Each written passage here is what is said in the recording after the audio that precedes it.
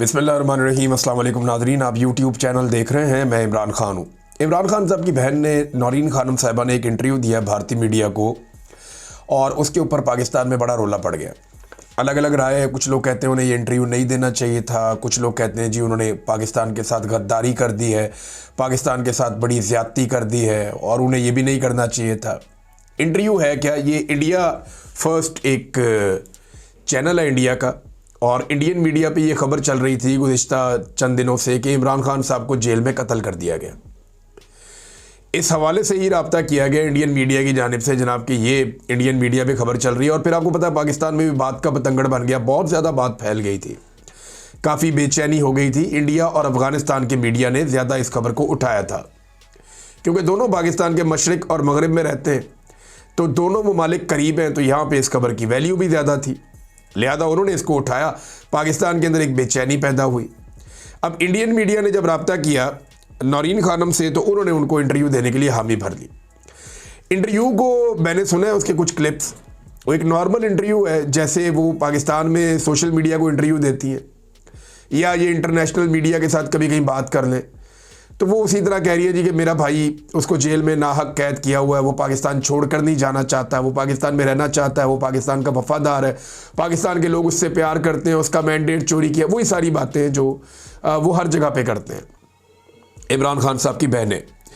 अब Indian TV पे interview आने के बाद एक आर्टिफिशियल इंटेलिजेंस के ज़रिए से एक जुमला बनाया गया, जिस जुमले में ये आर्टिफिशियल इंटेलिजेंस का जुमला है और जाली जुमले में ये कहा गया कि नौरीन खानम की जानिब से कि जनाब उसमें जाली जुमले में ये है कि नरेंद्र मोदी ऑपरेशन सिंदूर 2 शुरू करे तो इमरान खान बाहर आ जाएगा, इस किस्म की कोई चीज़ है। अच्छा, वो जब थोड़ा सा चेक हुआ तो पता चल गया कि ये तो आर्टिफिशियल इंटेलिजेंस के ज़रिए बनाया गया। नौरीन खानम साहबा से जब कुछ सहाफ़ियों ने, हमारे दोस्तों ने रब्ता किया तो उन्होंने कहा जी ऐसी कोई बात हुई नहीं थी और ऐसी बात तो कर ही नहीं सकते, कभी मुमकिन नहीं है। तो ये घटिया काम उन्हीं लोगों ने किया जो लोग प्रोपेगेंडा करते रहते हैं, गद्दारी के सर्टिफिकेट्स बांटते हैं, जिनका ये धंधा है बहुत पुराना, 70 साल से उनका ये धंधा है। इन्होंने फातिमा जिन्ना को भी गद्दार कहा, इन्होंने शेख मुजीब को गद्दार कहा, फिर इन्होंने जुल्फ़िकार अली भुट्टो को गद्दार कहा, लियाकत अली ख़ान को कत्ल करवाया, बेनज़ीर भी गद्दार थी, नवाज शरीफ भी गद्दार था, आजकल इमरान खान गद्दार है। तो ये इनका पुराना धंधा है। वही धंधा करने वालों ने एक धंधा किया और एक जाली ऑडियो बना दी उसके अंदर। अच्छा, पहले तो ये बात है कि उन्हें इंडियन मीडिया को इंटरव्यू देना चाहिए था। देखिए जिन हालात का सामना पाकिस्तान तहरीक इंसाफ या इमरान खान साहब कर रहे हैं इस वक्त, पाकिस्तान के बहुत सारे दानिश्वर बिल्कुल उसी तरह कॉलम निगार माहौल बना रहे हैं जैसे 1971 में जब पाकिस्तान 2 टुकड़े हुआ था तो उन्होंने बंगालियों के खिलाफ माहौल बना दिया था कि ये गद्दार है और ये बागी हैं, ये मुल्क के दुश्मन है, और उनकी लीडरशिप के साथ भी यही किया था। तो जनरल याहिया ने यही करवाया था उस वक्त जब पाकिस्तान 2 टुकड़े हुआ था। अभी उसी तरह का माहौल खैबर पख्तूनख्वा में कभी पश्तूनों के खिलाफ बनाया जाता है, कभी खैबर पख्तूनख्वा की हुकूमत के खिलाफ बनाया जाता है, कभी पूरे पाकिस्तान में मौजूद पाकिस्तान तहरीक इंसाफ के लोगों के खिलाफ बनाया जाता है, कभी इमरान खान के खिलाफ। तो उसी तरह से एक बयानिया तश्कील दिया जा रहा है। पिछली मरतबा इस बयानिया का नुकसान पाकिस्तान को हुआ था और जर्नैल तो फिर भी सर्वाइव कर गए थे। अब इस मरतबा दोबारा से वही गंदा खेल खेला जा रहा है। तो ऐसे माहौल में इमरान खान साहब की बहन गुरेज कर लेती तो अच्छा था कि इंडियन मीडिया को दफ़ा करें, इंटरनेशनल मीडिया को बात कर लें, कोई दीगर सोशल मीडिया में बात कर लें। लेकिन PMLN इसके ऊपर तनकीद कैसे कर सकता है? वो कैसे कह सकते हैं? नवाज शरीफ कभी करण थापर को इंटरव्यू देते हैं, कभी किसी और टीवी चैनल को, कभी NDTV को। नवाज शरीफ साहब ने तो इंडिया को इंटरव्यू दे देकर तबाही फेरी हुई है, बल्कि इंडियन चैनल्स को इंटरव्यू देते हुए नवाज शरीफ साहब पाकिस्तानी मिलिट्री के खिलाफ एक्शंस की बातें भी करते थे कि जनाब इन्होंने धोखा दिया, पीठ में छुरा घोंपा और ये वो इस तरह की बातें। तो नवाज शरीफ की पार्टी का कोई आदमी कभी भी ये बात नहीं कर सकता कि नौरीन खानम ने भारतीय चैनल को इंटरव्यू क्यों दिया। नौरीन खानम ने सिर्फ अपने भाई की बात की, अपने भाई के हवाले से सारी चीज़ें सामने रखी। वो कोई जंग के बारे में बात की, इंडिया पाकिस्तान के बारे में कोई बात नहीं की, इन चीज़ों पे तो बात ही नहीं की। नवाज शरीफ ने तो इन सारी चीज़ों पे बात की, बिलावल ने भी यही सारा कुछ किया। ये सारे लोग इंटरव्यू देते रहते हैं, बल्कि मियाँ साहब को तो इतना प्यार है इंडियन सहाफ़ियों से कि वो उन्हें अपने घर बुला लेते हैं जाती उम्र में, और कोई बुरी बात नहीं है। देखिए उनका मियाँ साहब का ये हक है, ये जमहूरी हक है। अगर बैरून मुल्क से कोई मेहमान आए हैं या इंडियन सहाफ़ी आए हैं, मियाँ साहब उन्हें मिलना चाहते हैं तो मियाँ साहब मिलें, उन्हें बुलाकर मुलाकात करें, उन्हें बुलाकर इंटरव्यू दें।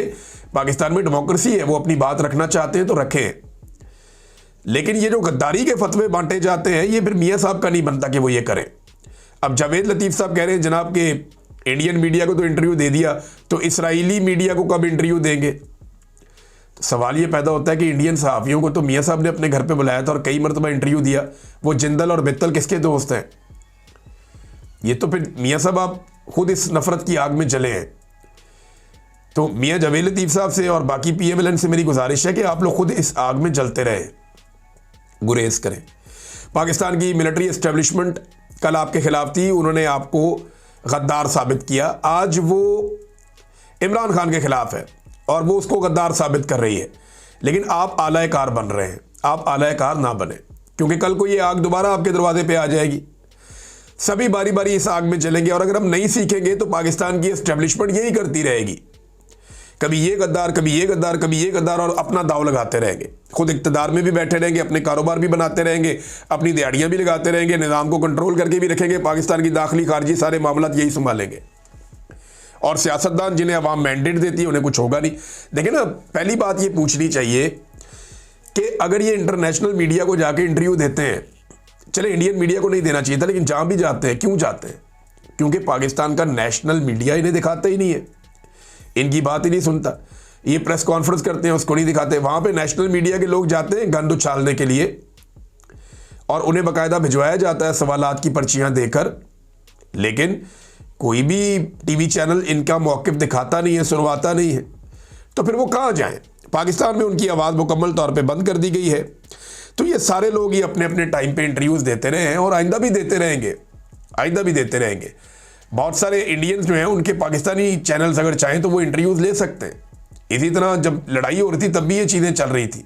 और कुछ लोग कह रहे हैं जनाब कि क्योंकि अभी हाल ही में लड़ाई हुई है तो इंटरव्यू पाकिस्तान की इंडिया की कब लड़ाई नहीं हुई? हमेशा लड़ाई चलती रहती है। मैं फिर ये कह रहा हूँ कि नौरीन खानम साहिबा गुरेज करती तो एक कंट्रोवर्सी ना खड़ी होती, बिला वजह का ये गंद ना उछलता जो लोग उछाल रहे हैं। वरना इसमें कोई कबात तो नहीं है। मियाँ साहब भी ये करते रहे, बिलावल भी ये करते रहे, सारे ये करते रहे और हमेशा से करते रहे। बल्कि पाकिस्तान के अंदर तो इंडियन मीडिया को बहुत मॉनिटर किया जाता है और इंडियन मीडिया के अंदर पाकिस्तान के हवाले से बहुत खबरें चलती रहती हैं, हमेशा चलती रहती हैं। तो ये एक गंद उछाला गया, एक गलीज़ हरकत की गई। मैंने कहा मैं आपके सामने रख दूं और इसका सबूत ये है कि ये आर्टिफिशियल इंटेलिजेंस के ज़रिए से किया गया। नाज़रीन, रद्द-ए-अमल आना शुरू हो गया 27वीं आईनी तरमीम का। एक तो कल यूनाइटेड नेशन ने, अक़वाम मुत्तहिदा ने यह कहा कि 27वीं आईनी तरमीम ने पाकिस्तान में अदलिया का, पाकिस्तान में फ़ौज के एहतसाब का, यानी हर चीज़ का बेड़ा गर्क कर दिया, जमहूरियत का, रूल ऑफ लॉ का, सारा कुछ तबाह कर दिया। अब ये तो अक़वाम मुत्तहिदा ने कहा, अब इसका रद्द-ए-अमल पाकिस्तान में भी आ गया। Sindh high court bar association के इंतखाबात हुए, क्योंकि अब 27वीं आईनी तरमीम हो गई है तो प्लाटों की भरमार के बावजूद हुकूमत हार गई। हुकूमती उम्मीदवार वहाँ पे सिंध में हार गए। और सिंध के अंदर याद रखिएगा, कराची में बड़ा ज़ोरदार तरीके से वकला तहरीक चला रहे हैं आजकल। पूरे पाकिस्तान में जो सबसे आगे चल रहे हैं वकला, वो कराची के चल रहे हैं। और उन्होंने कुछ मुजाहरे भी किए हैं, उनकी झड़पें भी पुलिस के साथ हुई हैं। वहाँ वकला 27वीं आईनी तरमीम के बाद कराची में डट कर खड़े हैं। तक के लिए इतना ही। अपना ख्याल रखिएगा, अपने इस चैनल का भी। अल्लाह हाफ़िज़।